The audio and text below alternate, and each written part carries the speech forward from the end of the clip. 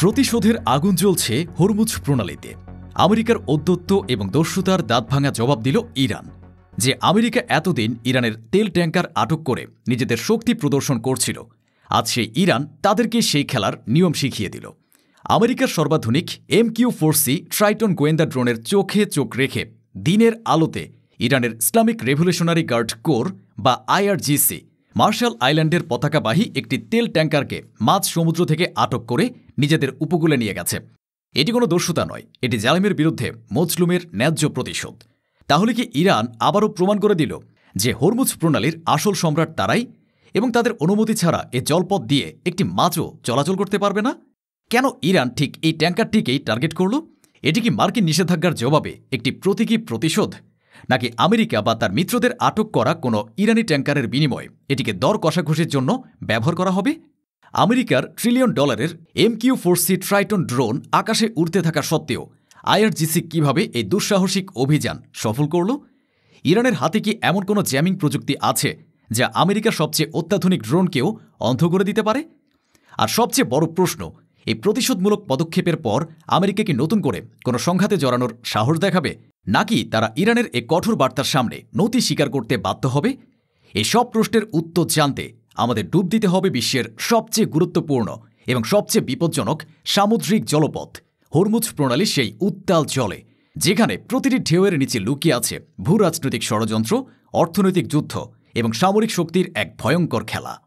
নভেম্বরের এক সাধারণ সকাল, ওমান উপসাগরের শান্ত জল কেটে মার্শাল আইল্যান্ডের পতাকাবাহী তালারা নামের একটি বিশাল তেল ট্যাঙ্কার তার গন্তব্যের দিকে এগিয়ে যাচ্ছিল।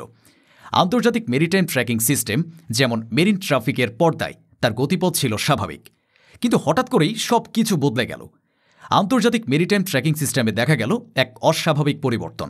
জাহাজটি তার নির্ধারিত পথ থেকে আকস্মিকভাবে গতিপথ পরিবর্তন করে উত্তর দিকে অর্থাৎ ইরানের উপকূলের দিকে দ্রুত গতিতে এগোতে শুরু করে।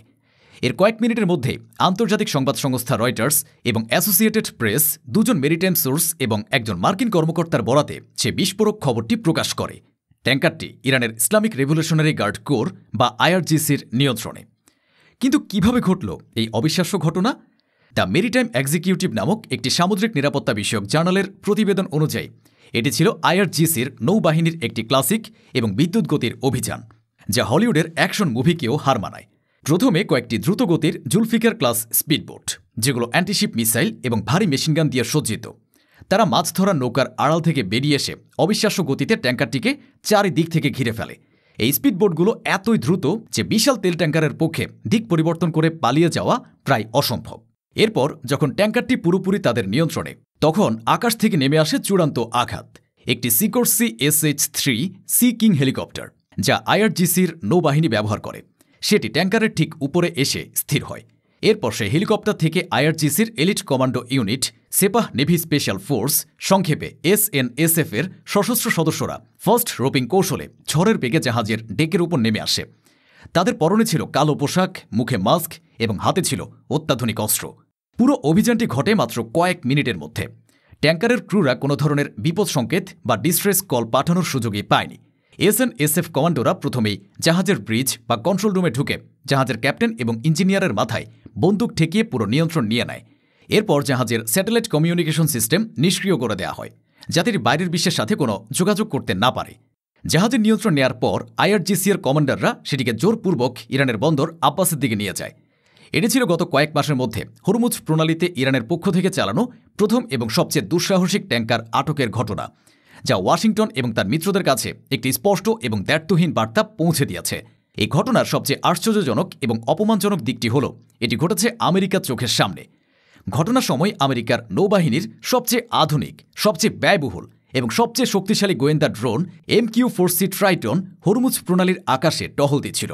MQ-4C ট্রাইটন কোনো সাধারণ ড্রোন নয়, এটিকে বলা হয় আমেরিকার আকাশের চোখ। পেন্টাগন এই $1 ট্রিলিয়ন ড্রোনটি মোতায়েন করেছিল ইরানকে এই বার্তা দেওয়ার জন্য যে আমরা তোমাদের প্রতিটি পদক্ষেপ দেখছি, হরমুজের জলে তোমাদের কোনো গোপনীয়তাই আর গোপন থাকবে না। কিন্তু ইরান সেই বার্তাকেই উপহাসে পরিণত করল। এই ঘটনা দুটি ভয়ঙ্কর সম্ভাবনার দিকে ইঙ্গিত করে। প্রথমত, ইরানের হাতে এমন কোনো উন্নত ইলেকট্রনিক ওয়ারফেয়ার বা জেমিং প্রযুক্তি রয়েছে যা হয়তো মার্কিন ড্রোনের ডেটা লিঙ্ক বা সেন্সর সিস্টেমকে সাময়িকভাবে বাধাগ্রস্ত করতে পারে। যদিও এর কোনো শক্ত প্রমাণ নেই, কিন্তু ইরানের ইলেকট্রনিক যুদ্ধে অবিশ্বাস্য দ্রুত অগ্রগতির ইতিহাস দেখলে এ সম্ভাবনা উড়িয়ে দেওয়া যায় না। দ্বিতীয়ত, এবং যা আরও বেশি ভয়ঙ্কর, ইরান হয়তো আমেরিকার প্রতিক্রিয়া পর্যবেক্ষণ করার জন্য ইচ্ছে করেই ড্রোনের উপস্থিতিতে এই অভিযান চালিয়েছে। তারা ওয়াশিংটনকে দেখিয়ে দিয়েছে, তোমাদের প্রযুক্তি হয়তো আকাশে উড়তে পারে, কিন্তু হরমুজের জল আমাদের নিয়ন্ত্রণে।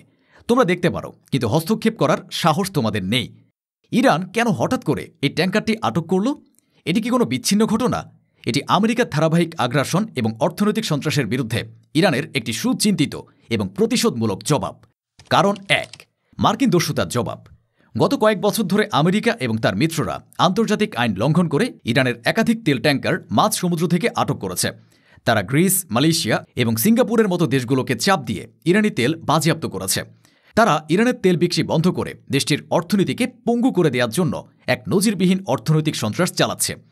ইরান বারবার হুঁশিয়ারি দিয়েছে যে এই দস্যুতা বন্ধ না হলে তারাও পাল্টা ব্যবস্থা নিতে বাধ্য হবে। তালারা ট্যাঙ্কারটি আটক করে ইরান সেই বার্তা দিয়েছে, তোমরা যদি আমাদের একটি জাহাজ আটক করো, আমরাও তোমাদের একটি জাহাজ আটক করব। খেলার নিয়ম সবার জন্য সমান। হরমুজের জল কোনো একতরফা খেলার মাঠ নয়। কারণ ২, নিষেধাজ্ঞার বিরুদ্ধে পাল্টা চাপ। আমেরিকা সম্প্রতি ইরানের মিসাইল এবং ড্রোন কর্মসূচির সাথে জড়িত থাকার অভিযোগে নতুন করে বেশ কিছু ব্যক্তি ও প্রতিষ্ঠানের উপর নিষেধাজ্ঞা জারি করেছে। ইরান এই ট্যাঙ্কার আটক করে আমেরিকাকে একটি স্পষ্ট অর্থনৈতিক বার্তা দিয়েছে। হরমুজ প্রণালী দিয়ে বিশ্বের প্রায় ৩০% তেল পরিবাহিত হয়। এই জলপথে যে কোনো ধরনের অস্থিতিশীলতা বিশ্ববাজারের তেলের দামকে আকাশচুম্বী করে তুলতে পারে, যা আমেরিকার অর্থনীতি এবং আসন্ন নির্বাচনে বড় ধরনের প্রভাব ফেলবে। ইরান বুঝিয়ে দিয়েছে, তোমরা যদি আমাদের উপর নিষেধাজ্ঞার অস্ত্র ব্যবহার করো, আমরা তোমাদের বিরুদ্ধে তেলের অস্ত্র ব্যবহার করব। এই ট্যাঙ্কার আটকের ঘটনাটি আবারও প্রমাণ করে দিল যে হরমুজ প্রণালীর একচ্ছত্র অধিপতি হল ইরান।